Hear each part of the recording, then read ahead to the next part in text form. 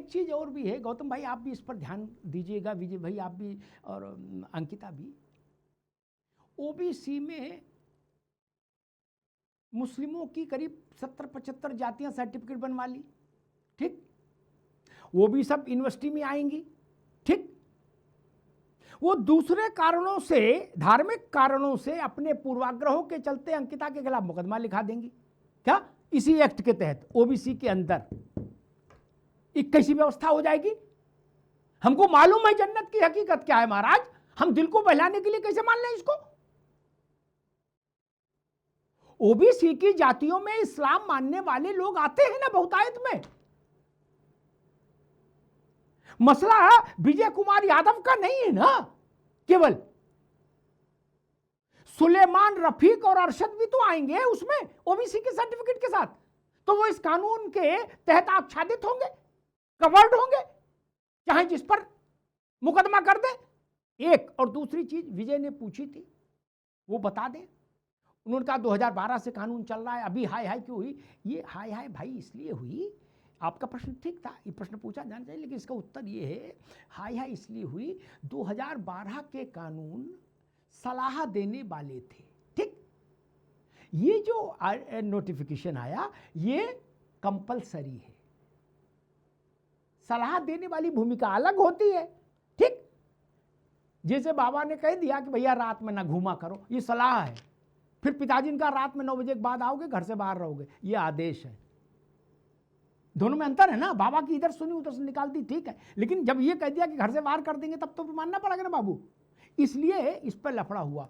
खैर गौतम राणे जी, एक बड़ा प्रश्न फिर वही खड़ा होता है, दलित और ओबीसी के बीच का टकराव हमने देखा अपनी आंखों से। किताब क्या कह रही मुझे नहीं पता, कबीर ने कहा तू कहता है कागज लेकी, मैं कहता हूँ आंखन देखी। मैंने एटा देखा, इटावा देखा, मैनपुरी देखा, पटरौना देखा, कुशीनगर देखा, आप तो जानते ही हो, हमको मालूम है जन्नत की हकीकत क्या है, उसका कैसे निस्तारण होगा। और दूसरा जो मैंने अभी कहा, इस्लाम मानने वाली तमाम जातियां इसमें सर्टिफिकेट के साथ इनरोल्ड हैं, जो विजय का हक वही उनका भी हक, तब क्या होगा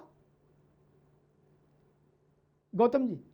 जी अमिताभ जी, 2-3 बातें आई हैं। सबसे पहले तो जैन साहब का जनाक्रोश या उनका खुद का आक्रोश, हम उनको जनाक्रोश ही मान लेते हैं कि हिंदू हिंदू आपस में लड़ रहे हैं। अब सवाल ये उठता है कि ये शुरुआत किसने की? अगर हिंदू हिंदू आपस में लड़ रहे हैं तो शुरुआत किसने की? प्रश्न ये उठता है। अगर ये हिंदुओं के लिए ही भी व्यवस्था बनाई गई थी तो फिर जैन साहब क्या हिंदू से अलग हो गए जो विरोध करने चले जाए? तीसरा नंबर, आप ये कह रहे थे कि मुस्लिम समुदाय के लोग भी पिछड़ी जाति का सर्टिफिकेट बनवाने में लग गए। सर्टिफिकेट तो सभी बनवा रहे हैं। अगर सुप्रीम कोर्ट इतना संजीदा होता तो सुप्रीम कोर्ट ये कहता कि जातियां खत्म होनी चाहिए, जैसा कि उनके भाषण में आता है। आजकल सब भाषण ही देते हैं कि जातिवाद को हम नहीं मानते, जातियां खत्म होनी चाहिए। तो उनको ये कह देना चाहिए था कि जो तहसील में सर्टिफिकेट जात के आधार पे बनते हैं, सबसे पहले उसी पे लगाम लगा दीजिए। वर्ण व्यवस्था है तो वर्ण व्यवस्था के आधार पे सर्टिफिकेट दे दीजिए। ब्राह्मण वर्ण में आता है तो ब्राह्मण का दे दीजिए, क्षत्रिय में आता है क्षत्रिय में दे दीजिए, वैश्य में आता है वैश्य में दे दीजिए, शूद्र में आता है तो शूद्र दे दीजिए, हिरगढ़िया कुर्बी काची का छोड़ दीजिए। बड़ा स्पष्ट है। अगर ऐसा कर देते तो हम भी मान लेते जातिवाद। नहीं गौतम जी देखो, आप भी जानते हो, हम भी, गौतम जी एक मिनट, हम भी समझ रहे हैं, तुम भी समझ रहे, जात खत्म कर दे तो सारे नेता जल समाधि ले लेंगे गंगा जी में। की बात है ना, जल समाधि ले लेनी चाहिए। हम आप जो है उनका अस्थि विसर्जन हरिद्वार में करके आ जाएंगे। दूसरा, अंकिता जी कह रही थी कि हमने भी पीड़ा देखी है, हम जनरल में है 90 नंबर पा करके भी हम डिस्क्वालीफाई हो जाते हैं, फेल हो जाते हैं, और जो रिजर्व कैटेगरी के हैं वो 30 नंबर पा करके पास हो जाते हैं। वैसे मैं मुफ्त में सलाह नहीं देता अमिताभ जी, लेकिन आज आपका शुभारंभ है इसलिए मुफ्त में सलाह दे रहा हूँ। अंकिता जी को मुफ्त में सलाह दे रहा हूँ, बहन ऐसा करो, बेटी ऐसा करो, तुम EWS का सर्टिफिकेट बनवा लो, 30 नंबर छोड़ो 10 नंबर में पास हो जाओगे EWS के सर्टिफिकेट पे। तो इस तरह की टिप्पणी मत करिए, आपका उज्जवल भविष्य है। ठीक। और उज्जवल भविष्य के लिए इस तरह की बात न करिए। उसमें महिलाओं के उत्पीड़न पे भी ये संज्ञान लेने की बात की गई है। और दूसरा, मुस्लिम की बात कर रहे हैं। अब मुस्लिम की बात हमें करने की जरूरत ही यहाँ नहीं है। अगर वो करेगा तो जिस तरह से भेदभाव है, वो उन्होंने, आप जानते हैं अल्लामा इकबाल ने लिखा, खिलवते तौहीद कायम जिन नमाजों से हुई, वो नमाजे हिंद में या नजरे बामड़ हो गई। बार बार आपका ये प्रश्न आ रहा था कि पिछड़ी और अनुसूचित जातियां आपस में लड़ती हैं, इनमें द्वंद्व होता है। ज्यादातर उत्पीड़न अनुसूचित जातियां जी का हाँ। पिछड़ी जातियों से होता जी। है। ये भी जातीय दंभ है, जो जातिवाद पैदा किया गया है, उसी जातीय दंभ का देन है, क्योंकि वो दूसरे के लिए लड़ते ठीक रहते है हैं। गौतम और रानी, ठीक है, ठीक है, अभी रुकना आपने होगा, ये कहा अभी कि रुकना होगा, फलां अभी रुकना पंडित होगा। को बुलाइए। अरे भाई, पंडित कोई ठीक जरूरत ही है नहीं गौतम जी, होगी। अभी रुकना होगा, अभी रुकना होगा। मैं अंकिता के पास चलूं उससे पहले एक बात कर दो, ये आज विश्व भाई आएंगे। मैं तो ऐसी बात कहता हूं कि जिसके बाद सब खिड़की दरवाजा रोशनदान बंद हो जाए, भागने का रास्ता न मिले किसी को। मैं किताब कॉपी की बात ही नहीं करता। एक बात कह दे रहा हूं, ये विषय खत्म हो जाए जो कि जिस पर अभी गौतम जी टिप्पणी कर रहे थे। मेरी नजर में, हो सकता है दूसरे सहमत ना हो, मेरी नजर में भारत में दलितों की सबसे बड़ी पर्सनैलिटी भारत की राजनीतिक मंच पर मायावती जी हैं।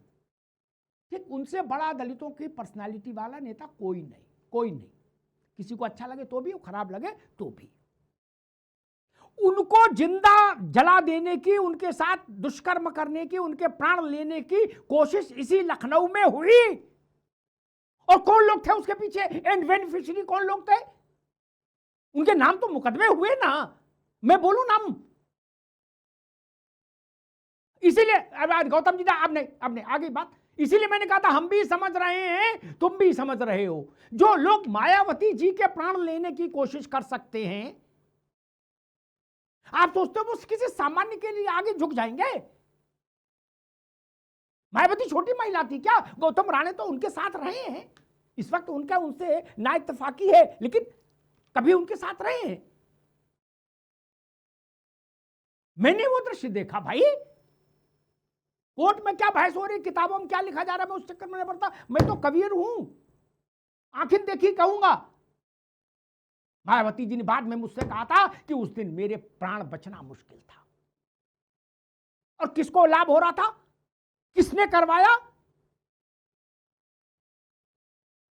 इसलिए इस देश के सारे पन्ने पलट देंगे तो बहुत सारे चेहरे विद्रूप हो जाएंगे। अंकिता, कहा जा रहा है कि भाई दलित और ओबीसी को कुछ संरक्षण देने की बात आ गई तो सवर्ण को इतना बुरा लग गया कि सवर्ण सड़क पर उतर आए। विजय जी कह रहे हैं, क्यों उतर आए भाई जी, ऐसी कोई बात नहीं। स्वर्ण खुद दलित और पिछड़ों को सपोर्ट करते हैं, मैं खुद करती हूँ। और मैं आज तक देखती आ रही हूँ, जितना स्वर्ण सपोर्ट कर देते हो ओबीसी जाति उतना नहीं करती। ज्यादातर पिछड़े ओबीसी की वजह से ही दंडित हुए हैं। चाहे आप इतिहास उठा के देख लीजिए या प्रेजेंट में देख लीजिए।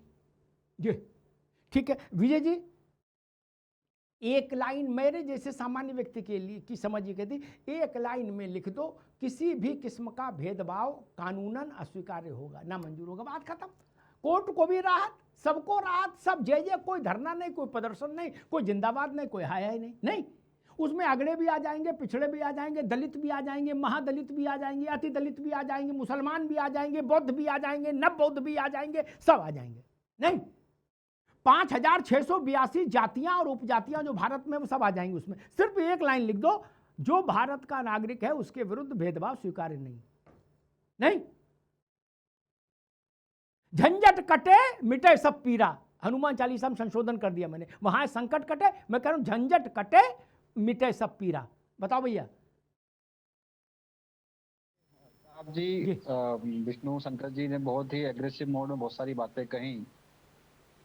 देश की न्यायपालिका में कोलिजन सिस्टम है, और सबको पता है कि वहां पर कौन काबिज है और किस तरीके से भेदभाव होता है। और आज जिस तरीके से कानून लाकर यूजीसी ने यदि कहा है कि सामाजिक समरसता बनाने के लिए, भेदभाव को मिटाने के लिए, इक्वलिटी के लिए कुछ नियम बना दिए गए, तो पूरे देश में आग सी क्यों लग गई है? और भाई मैं तो ये कह रहा हूँ कि उसमें केवल जाति धर्म की बात नहीं है, उसमें महिला की बात भी हो रही है, दिव्यांगता की भी बात हो रही है। भाई हमारी बहन यहाँ बैठी हुई है, उन महिलाओं की भी बात हो रही है। यदि हमारी किसी बहन के साथ में, किसी बेटी के साथ में कोई भेदभाव होता है तो वो भी उस नियम के हिसाब से अपनी बात कर सकती है कमेटी के सामने। लेकिन मैं बहुत स्पष्ट शब्दों में जिम्मेदारी से कह रहा हूं कि देश के सरकार ने ओबीसी की जातीय जनगणना कॉलम को के मुद्दे को मुद्दा हटाने के लिए, ध्यान भटकाने के लिए इस मुद्दे को अभी लाया गया है। और पूरी बात केवल ओबीसी तक सीमित है। देश का 52% पिछड़े वर्ग को आज भी 14% आरक्षण पूर्ण रूप से नहीं मिल रहा है। आज ईडब्ल्यूएस को 8 लाख की लिमिट है, ओबीसी को 3 लाख की लिमिट है। हमारे विष्णु शंकर जी बोल रहे थे इक्वलिटी का होनी चाहिए, जाति का भेदभाव खत्म होना चाहिए। मैं तो बहुत स्पष्ट कह रहा हूँ, विष्णु शंकर जी, माइनॉरिटी में जैन समाज आता है, बौद्धिस्ट जैन माइनॉरिटी में आते हैं। देखिए बहुत सारे मामले ऐसे आते हैं जहाँ पर भेदभाव दिखाई देता है। जहाँ पर ब्राह्मण की बात आ रही थी, मैं बहुत स्पष्ट कह रहा हूँ, बार बार ब्राह्मण की बात क्यों आ रही है? आज जितने भी मुद्दे उठाए जा रहे हैं वहां पर कोई ना कोई हमारे पिछड़े वर्ग की जो आरक्षण की बात होती है तो वहां पर स्टे लगाने के लिए, कानून का रुकवाने के लिए वहां पर एक जाति क्यों आगे सामने आती है? तो ये भेदभाव नहीं है।